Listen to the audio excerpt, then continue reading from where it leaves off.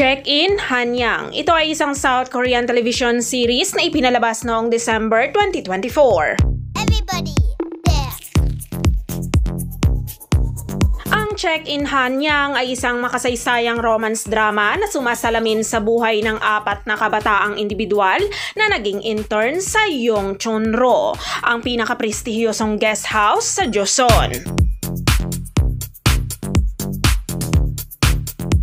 Si actor Bae In-hyuk ay gumanap bilang Prinsipe Leon at Lee Yun-ho.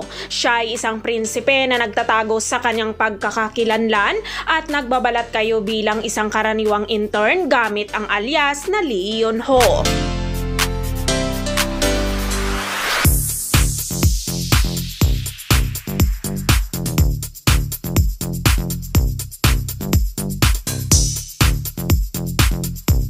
Si actress Kim Ji-yeon ay gumanap naman bilang Hong Duk-so. Siya ay isang babaeng nagbabalat kayo bilang isang lalaki para maging general manager sa Yongchunro.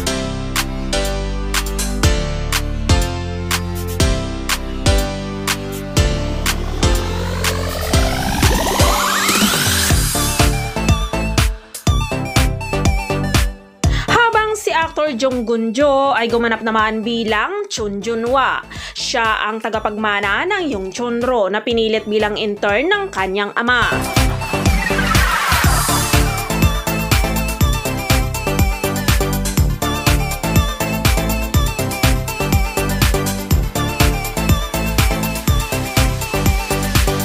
Samantala, si actor Park Ji-chan ay gumanap naman bilang Go Sura. Siya ay isang intern sa Yongchunro na naghahangad na maibalik ang karangalan ng kanyang pamilya.